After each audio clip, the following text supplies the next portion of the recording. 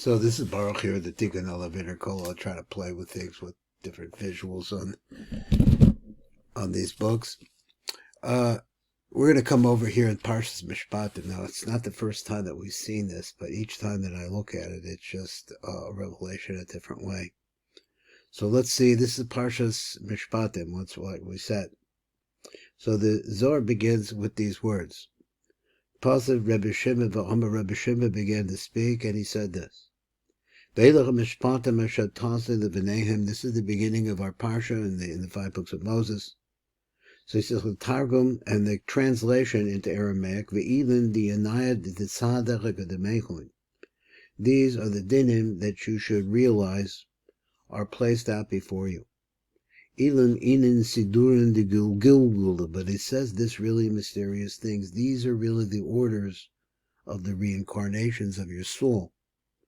Dinim, the nishmasim, these are the dinim, the rules. We'll say dinim has multiple reasons, but it's always rules in inviting or opening up the concept of punishment.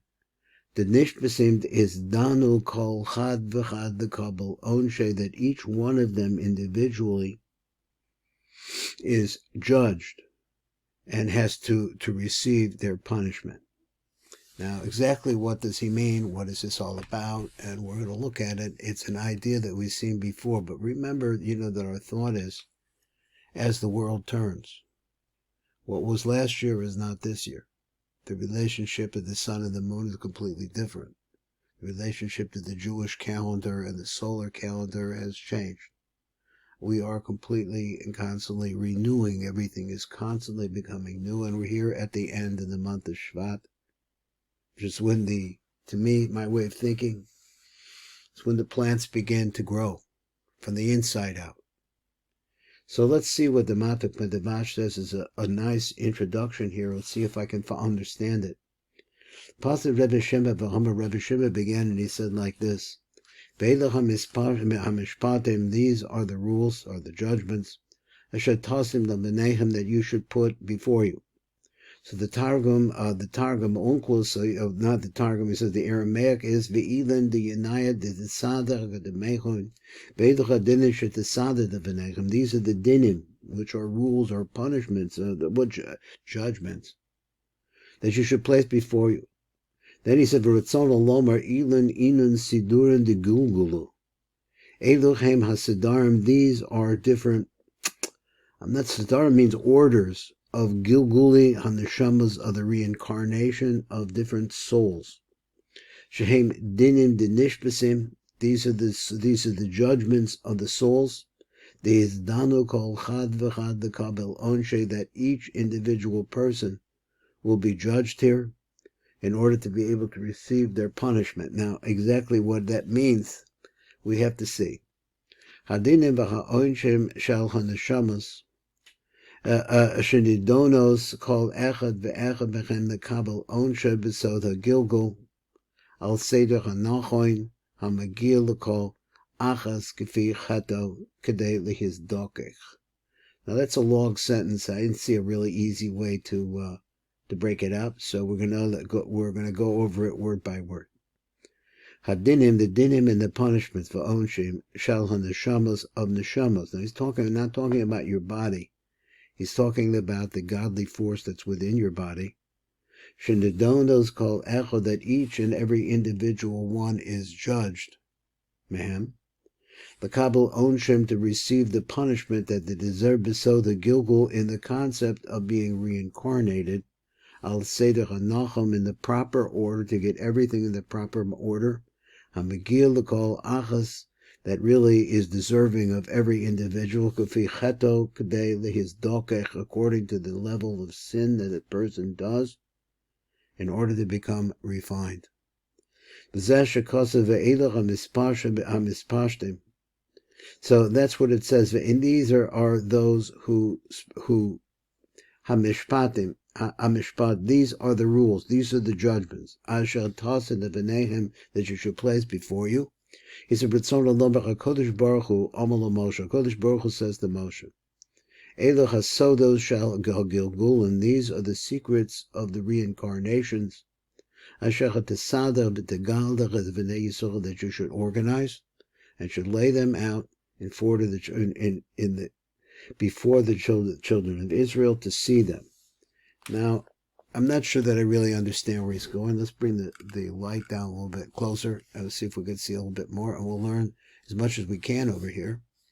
So, because of Ramak, Rabbi Moshe Cordovero, who preceded the Riyah Kodesh, Sheniktas Babir Maimazu comes and wants to come and teach us this. So first thing you have to understand is what's pshat in Gilgul. A Gilgul is lashon ball. An eagle is a ball. So Gilgul is a return. It's like a circle that keeps going around and around. He says Gilgul hu al peish panim. There's two different ways that you see it. Two ways. Ha'echad shuhud tzaddik. It's a person who's really a righteous person. And it's necessary for that person to complete the inyan b'shleimus nefesh, to be able to make his nefesh complete. The only time that you see this nefesh it has to go through reincarnation. In a certain way, and where a person can trust batuach lo, sheyoil v'lo yazik, that it really helped the person come to perfection, and would not hurt him. So when a person does something against Hashem, understand Hashem is an order of light that is coming to us in perfect balance and unity. But we do things that separate ourselves from that light. So he says, Amna kasher harshia pam rishonis. A person turns away from that light first time.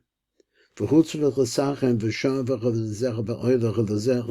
he has to make a tikkun in it because he went on the wrong path. We're talking about now the path.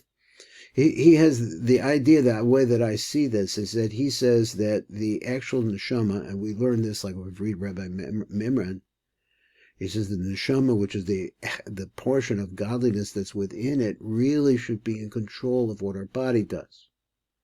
But when it loses that control, then the body starts moving in different directions, in directions that are not holy and that are not balanced, and starts doing things. And we're talking specifically, and there's really talking about the libidinal averas, the sexual drive, getting off in the wrong path, because it's so tremendously powerful within human beings.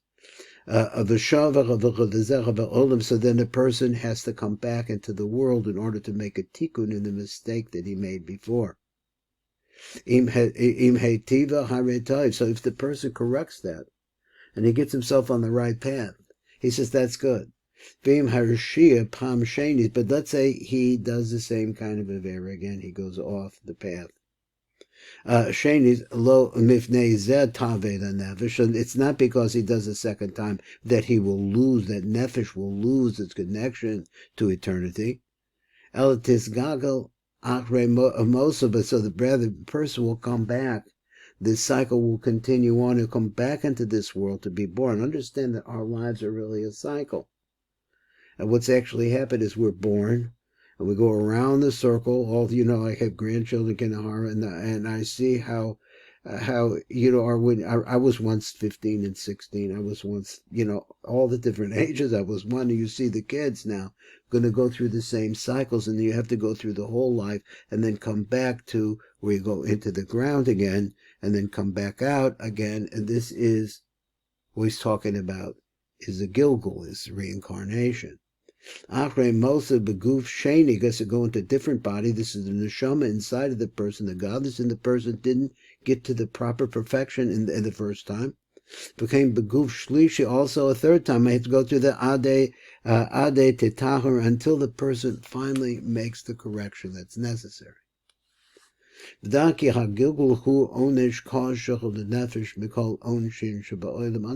that being reborn into this world is a really tremendous punishment. He said, and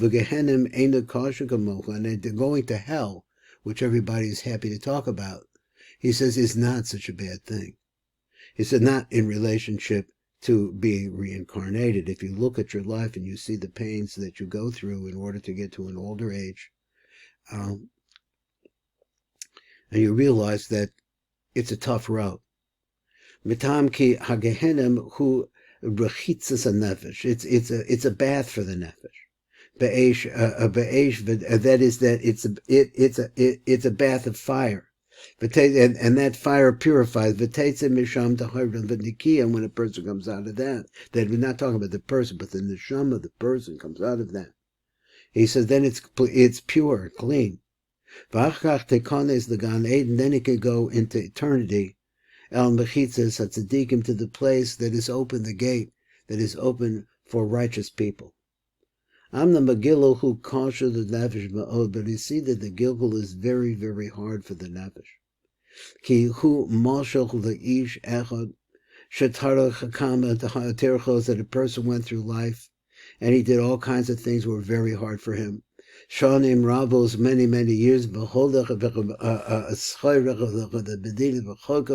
So he went, he went down to South America somewhere, and he was a very difficult trip, but he wanted to make money over there. When he finally gets to the city, are you crazy? You're bringing straw to a place that has an abundance of it.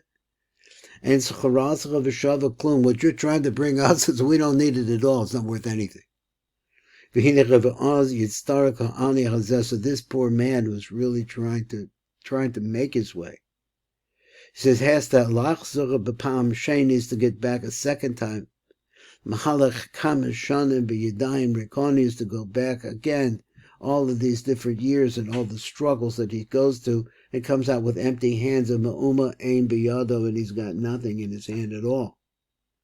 Ad Shuva Al Makomo, until the person comes back to his place, V'Yakser V'Yavira Mamin Hane'emalo, and then come back, and then they're going to bring him what he's talking about. B'Shema Meruchok Aderek Yishkach Shashikacha Metsuya. So he maybe the whole. Let me say there was something here I didn't translate well. Ad Shuva Al Makomo.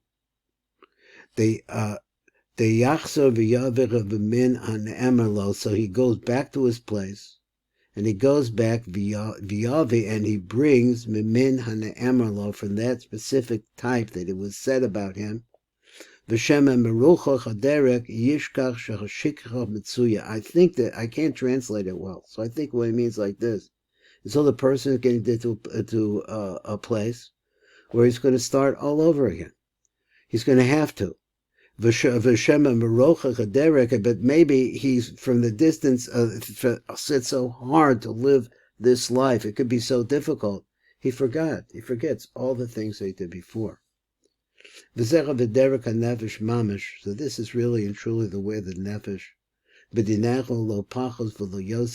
dinim that it has to deal with, not less, not more. That this nefesh, so here we are listening to the shir, and I'm saying the shir. We're going to be here, let's say metaphorically, 70 years.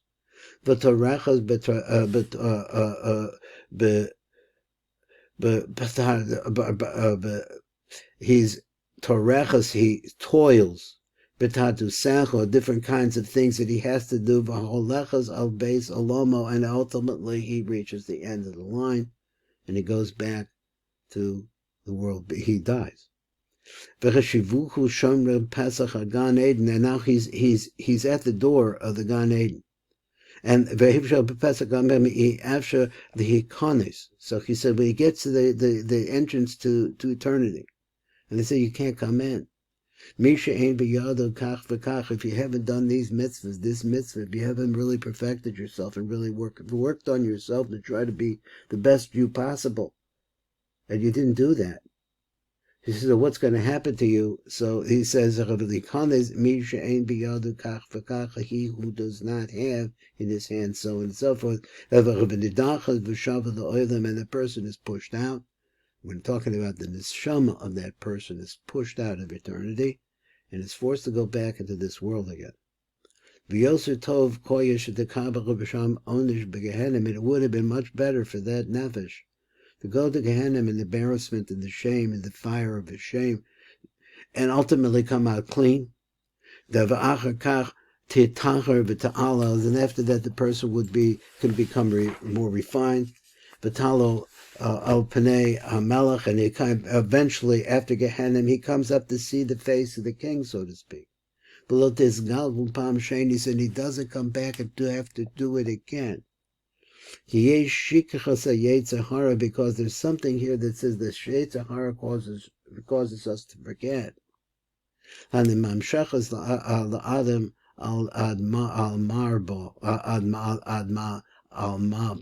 the person forgets what's coming, what's going on. He just starts v'yitrach od shivim shana, and the person will get bound in toil another 70 years. Ve'ein betuach mepachad ha'yisurim, and he's not really, what does he say? He's not trusting. He doesn't have the fear of the punishment.